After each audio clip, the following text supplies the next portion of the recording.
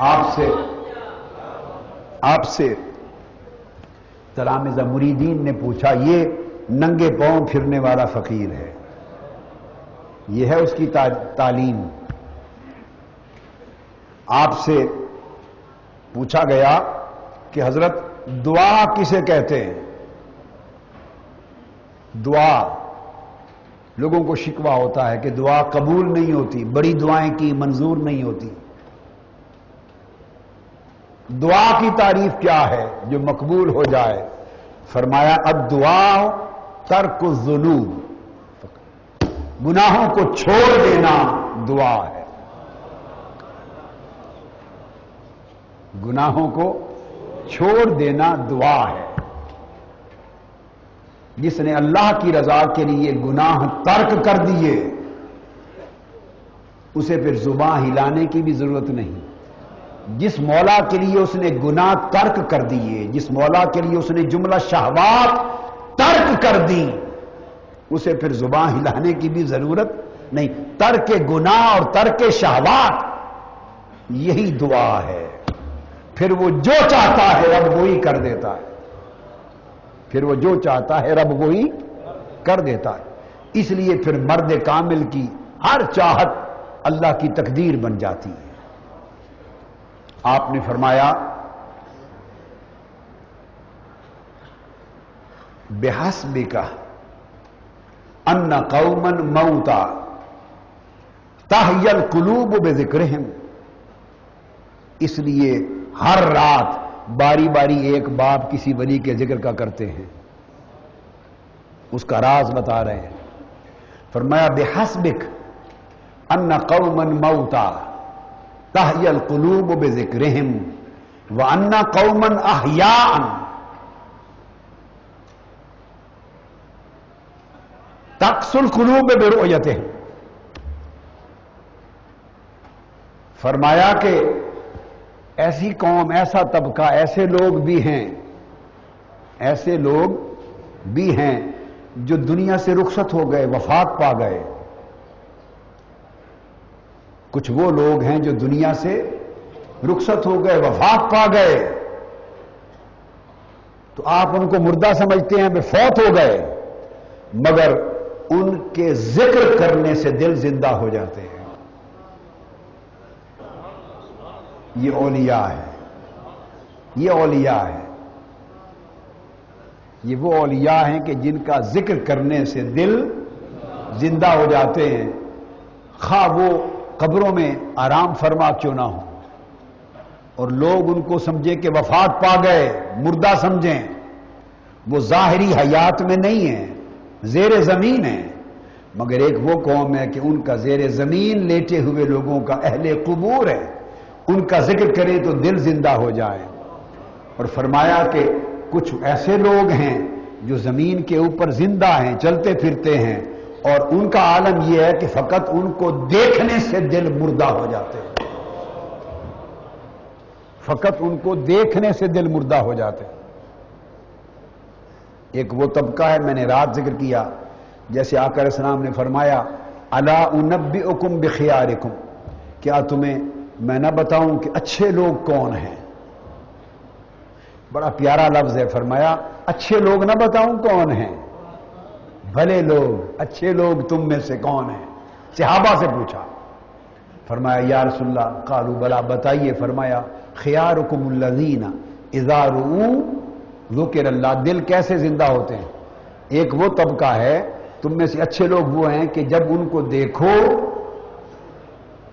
تو اللہ یاد آ جائے، ان کو دیکھو تو اللہ یاد آ جائے، یہ ایک طبقہ ہے۔ اور ایک طبقہ وہ ہے کہ آپ دیکھ نہیں سکتے، وفات پا گئے،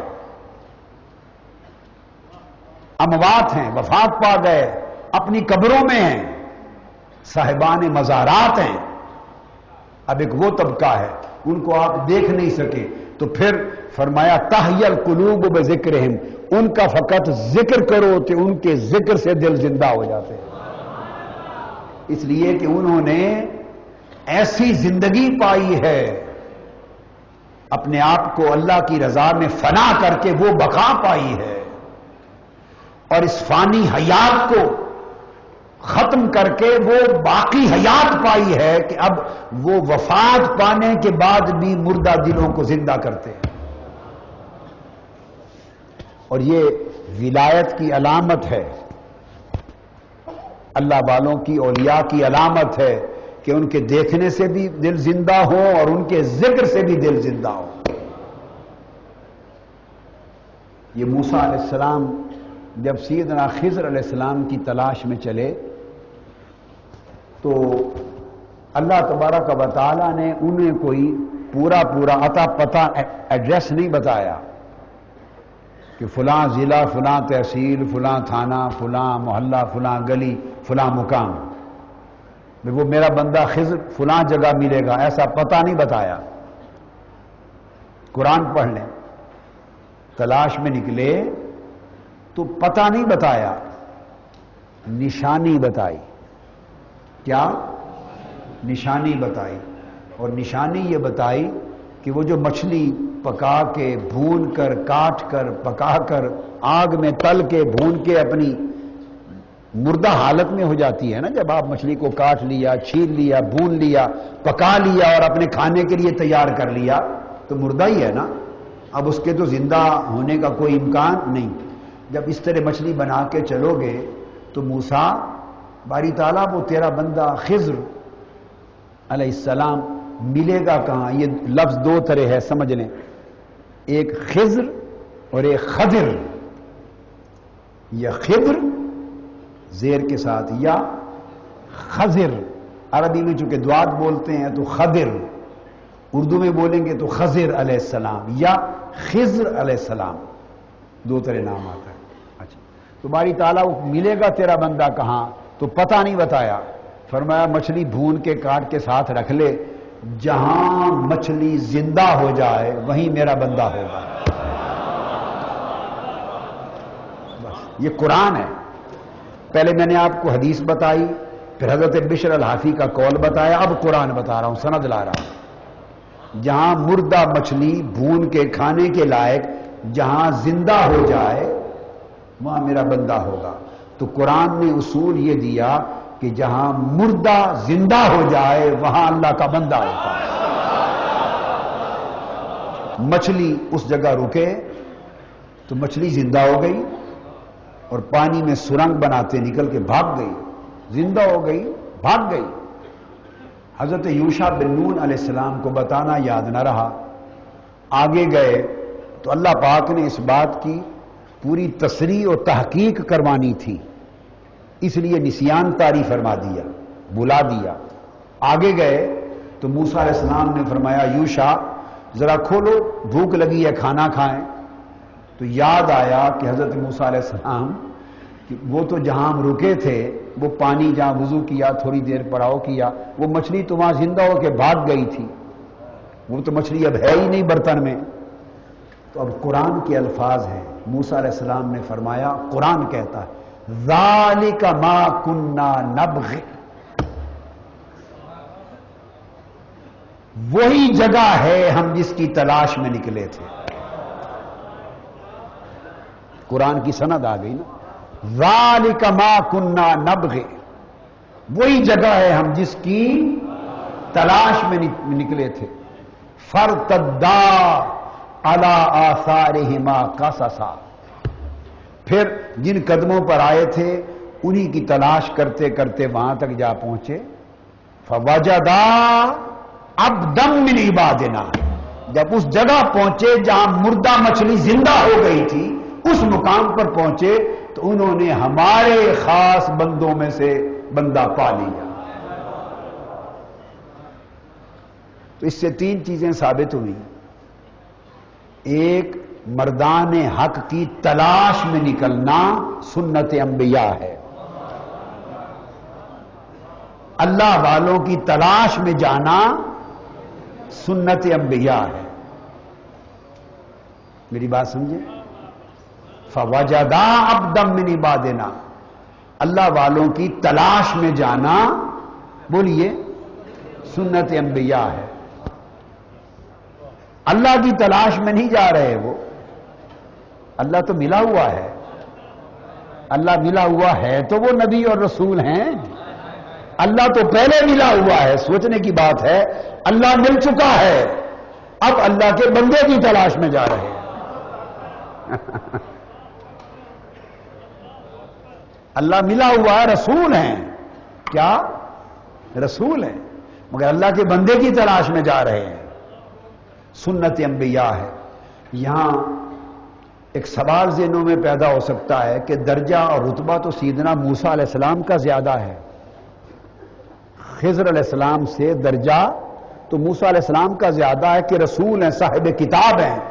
تو بڑے رتبے کے رسول اپنے سے کم رتبہ بندے کی تلاش میں نکلے, یہ کیسے؟ بات کی سمجھ آئی؟ بڑا چھوٹے کی تلاش میں گیا. چاہیے تو یہ تھا کہ چھوٹا بڑے کی تلاش میں جاتا. اس کی حکمت کیا ہے وہ سن لیں. حکمت یہ ہے کہ اگر ولی نبی کی تلاش میں جاتا, خضر علیہ السلام ولی ہیں مذہب مختار اور قول مختار کے مطابق, بعض علماء کے ہاں نبی بھی ہیں. اگر خضر علیہ السلام کم رتبہ ہے, موسیٰ علیہ السلام رسول ہیں علی التحقیق, اس پر تو اختلاف نہیں ہے, اور ان کے نبی یا ولی ہونے پر اختلاف ہے. تو اگر خضر علیہ السلام نکلتے موسیٰ علیہ السلام کی تلاش میں تو عمل خضر شریعت میں سنت نہ بنتا. جب کوئی کام رسول نبی اور رسول کرتا ہے تو وہ شریعت میں سنت بن جاتا ہے. جب ولی کوئی کام کرتا ہے تو وہ عمل خیر و برکت بنتا ہے, شریعت میں سنت نہیں بنتا. بات سمجھ لیں. اولیاء اگر کوئی کام کریں ذاتی اور وہ سنت نبی نہ ہو, ذاتی فعل ہو, تو وہ ایک مستحسن عمل بنتا ہے, مستحسن فعل بنتا ہے, باعث خیر و برکت فعل بنتا ہے, شریعت میں سنت نہیں بنتا. عمل کوئی سنت تب بنتا ہے جب اللہ کا نبی اور اللہ کا رسول صادر کرے, اس سے صادر ہو, وہ سنت بنتا ہے. جب سنت بنی, کوئی فعل جب سنت بن گیا تو وہ شریعت ہو گیا. کوئی فعل جب سنت بن گیا, سنت نبی اور سنت رسول, تو کیا ہو گیا؟ وہ شریعت ہو گیا. اور اگر سنت نبی نہ تھا, فعل ولی تھا, آپ اس کی پیروی کر سکتے ہیں, وہ باعث خیر و برکت ہے, مگر نہ وہ شریعت میں سنت ہے اور نہ وہ خود عمل شریعت ہے. اللہ نے چاہا کہ ولیوں کو تلاش کرنا شریعت بن جائے. اللہ کے ولیوں کی تلاش کرنے کا عمل داخل شریعت ہو جائے, اور اللہ کے ولیوں کو تلاش کرنے کا عمل خود سنت ہو جائے. اور یہ داخل شریعت تب ہو سکتا تھا کہ سنت بنے, اور سنت تب بن سکتا ہے شریعت میں کہ رسول صادر کرے, نبی سے صادر ہو. اس لیے بلند رتبہ نبی اور رسول کو بھیجا کہ جا اس ولی کو تلاش کر, اس کو پا, تاکہ ولی کی تلاش میں نکلنا شریعت میں قیامت تک سنت بن جائے.